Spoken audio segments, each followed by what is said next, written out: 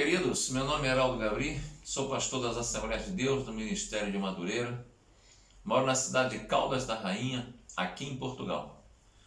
É mais um vídeo que o Senhor nos concede e, é claro, antes de nós propriamente falarmos sobre este vídeo, eu quero pedir a você que ainda não é inscrito em nosso canal, faça a sua inscrição. Assistindo o vídeo, dê o seu like, o seu joinha, gostando, é claro, né? Acione o sininho para receber os vídeos todas as segundas, quartas e sextas-feiras. E também compartilhe esse vídeo com o maior número de pessoas possíveis, para que possamos conseguir levar a palavra do Senhor aos confins da terra. Muito bem, queridos. No último vídeo, nós começamos a falar um pouco sobre o arrebatamento. É claro que nós tivemos que fazer uma iniciação, né? A questão da convivência com Jesus, como conviver, como ser salvo. Demos uma pequena pincelada naquilo. E hoje nós estamos na segunda parte, o arrebatamento da igreja, parte 2. Por que o arrebatamento da igreja? Porque a palavra de Deus, do Gênesis ao Apocalipse, tudo que concerne a arrebatamento do povo de Deus é concernente à igreja, tá? É claro que a igreja não é aquela construção feita de tijolo, areia, cimento, pedra, ferro, não. A igreja aqui somos cada um de nós separadamente, cada indivíduo, cada homem, mulher, jovem, criança, que se converte ao Senhor Jesus Cristo, passando a viver pelas regras da palavra, da vontade de Deus, ele vai a cada dia conquistando o seu direito de salvação. Como nós explicamos no vídeo passado, é claro que ele, pela fé, acreditando em Cristo Jesus, ele tem todos os seus pecados perdoados. Porém, pecados perdoados garante salvação a partir do momento que nós vivemos pela fé a palavra de Deus dia após dia, hora após hora, segundo após segundo na nossa vida. Hoje eu quero falar nessa segunda parte sobre o arrebatamento da igreja e fazer uma questão, uma pergunta. Afinal de contas, o que é o arrebatamento? A gente precisa tocar nesse assunto. A meta para todo cristão é estar no arrebatamento. O momento glorioso quando Jesus leva consigo para o céu aqueles que pertencem a Ele para estarem com Ele para sempre. Mas eu volto a perguntar, afinal, o que é arrebatamento? A expressão arrebatamento, ela é utilizada apenas uma vez na Bíblia. E eu quero ler com você. Está lá em 1 aos Tessalonicenses, é uma carta que o apóstolo Paulo, a primeira carta que o apóstolo Paulo escreveu aos Tessalonicenses, na igreja da Tessalônia, tá? No capítulo 4, nos versículos 16, 17 e 18. Só um versículo fala, mas eu quero ler os 3 para nós podermos nos basearmos melhor. Olha o que diz a palavra do Senhor em 1 aos Tessalonicenses, capítulo 4, versículos 16, 17 e 18. Porque o mesmo Senhor descerá do céu com alarido, e com voz de arcanjo, e com a trombeta de Deus, e os que morreram em Cristo ressuscitarão primeiro. Depois nós, os que ficarmos vivos, seremos arrebatados, juntamente com eles nas nuvens, a encontrar o Senhor nos ares, e assim estaremos sempre com o Senhor. E o verso 18 fecha dizendo o seguinte: portanto, consolai-vos uns aos outros com estas palavras. Palavra esta, querido, do querido apóstolo Paulo, o apóstolo, considerado o apóstolo aos gentios. O apóstolo Paulo tem inúmeros escritos na Bíblia, Nós sabemos que a Bíblia é um compêndio de 66 livros, dos quais o apóstolo Paulo participa com a carta aos Romanos, 1ª e 2ª aos Coríntios, 1ª e 2ª aos Tessalonicenses, 1ª e 2ª a Timóteo, Tito, e a cabeça agora começa a falhar, Tito, Gálatas, Efésios, aquela carta do ao escravo, ao patrão do escravo, Onésimo, Filemon. Ainda está faltando mais uma, se não me falha a memória. São 12 escritos de Paulo. Então, nós precisamos, não só pela quantidade de escritos, nós precisamos acreditar que o Espírito Santo atuou na vida do apóstolo Paulo para que ele pudesse nos trazer alguns escritos. Desses escritos, principalmente 1ª e 2ª aos Tessalonicenses, são escritos escatológicos, são escritos que corroboram com as ideias que estão lá em Daniel, com as ideias que estão no Apocalipse, são escritos que corroboram com a assunção da igreja ao céu de glória. E isso com certeza acontecerá por ocasião deste arrebatamento que nós falamos aqui na carta de Paulo, no capítulo 4 aos Tessalonicenses, na primeira, versículos 16, 17 e 18. Veja bem, foi dada a ocasião, é o nome que foi dada à ocasião, arrebatamento, é o nome que foi dado à ocasião em que Jesus vai descer do céu, vai buscar aqueles que o amavam, sobretudo nessa terra, e têm sido seus discípulos. Eu não sei se você se lembra, se você já passou por essa parte. Talvez eu esteja falando para pessoas que leem muito Bíblia, e talvez eu esteja falando também para pessoas que quase não leem Bíblia. Então deixa eu trazer uma memória rapidamente. O Senhor Jesus, no dia da sua assunção ao céu, assim que ele ressuscitou, ele apresentou-se aos discípulos e ficou circulando com os discípulos por alguns dias. E em determinado momento ele foi até o mar da Galileia e ali vários discípulos, vários seguidores o cercaram. E ele falou que ali se cumpriria a palavra de que ele assumiria o céu de glória. E os discípulos e as pessoas ficaram entreolhando um para o outro, olhando para Jesus. Eu imagino a cena. E de repente, Jesus começou a levitar, os pés dele se distanciaram da areia. E daqui a pouco, quando eles começaram a olhar mais profundamente, eles só estavam vendo a sola dos pés de Jesus, porque o Senhor estava assumindo os céus. E nesse momento apresentou-se entidades vindo do céu, que falaram para os discípulos: varões galileus, esse Jesus que vós estão vendo assumir os céus agora, do mesmo jeito que ele está subindo, ele um dia voltará. Então, querido, a palavra de Deus, ela está se cumprindo. A palavra de Deus, ela está no seu percurso na terra. E nós estamos tratando do arrebatamento por quê?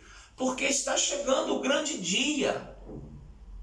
O dia da vitória da igreja, o dia do triunfar de Jesus, do triunfar da igreja nessa terra. Essa igreja vai ser tirada dessa terra. Vai ser tirado um grande povo dessa terra. Isso, queridos, independe do incrédulo acreditar ou não. Isso independe da vontade de uns ou não. Isso independe do meu querer ou não. Uma grande quantidade de pessoas serão tiradas dessa terra. E essas pessoas, ao contrário do que dizem muitos por aí, elas não vão ser raptadas por nenhuma nave fantástica extraterrestre, não. Essas pessoas vão ser transformadas. É preciso que haja convicção disso, e eu tenho crença suficiente para isso. Essas pessoas serão transformados seus corpos, dessa massa corruptível, dessa matéria corruptível chamada carne. Nós seremos transformados em uma matéria incorruptível, ganharemos um corpo incorruptível, um corpo semelhante aos dos anjos. Talvez você me ouve nesse momento, me assiste, talvez você não queira acreditar nisso, eu respeito a sua posição, mas eu quero dizer para você, isso não depende de você, de A ou B, de ciclano ou beltrano, crerem ou não, isso é fato, isso está escrito na palavra de Deus, e isso vai acontecer, queridos, e está muito próximo disso acontecer. Pois bem, aí a palavra de Deus fala aqui, eu vou repetir, porque o mesmo Senhor descerá do céu com alarido, e com voz e com trombeta de Deus, e os mortos em Cristo ressuscitarão primeiro. Nós que estamos vivos seremos arrebatados juntamente com ele nas nuvens para encontrar o Senhor nos ares. E assim estaremos para sempre com o Senhor. Consolai-vos uns aos outros com estas palavras. Presta bem atenção, queridos. É um fato e não tem como parar a marcha do cumprimento da palavra de Deus no destino do ser humano na terra. Está tudo muito bonito, está tudo muito bom, mas uma hora dessa, isso há de acontecer. Os discípulos de Cristo que já morreram, talvez você esteja perguntando, mas e as pessoas que já morreram? Deixa eu falar um negócio para você. Imagine um pai de família que tem aí 15 filhos. Hoje é difícil acontecer isso, mas eu venho de um país, o Brasil, em que muitas famílias lá ainda têm pessoas que têm 15, 20 filhos. E o pai de família, ele vai vendo os filhos crescendo e, de acordo com a modernidade, ele já não trata mais, eu não sei se isso vai dar para nós entendermos, ele já não trata mais com o mesmo rigor que ele tratava há 40 anos atrás, o mesmo filho que ele tem mais novo hoje, porque as coisas foram mudando. Não estou dizendo que o Senhor não vai tratar a todos com o mesmo rigor, mas eu quero chegar nesse ápice agora.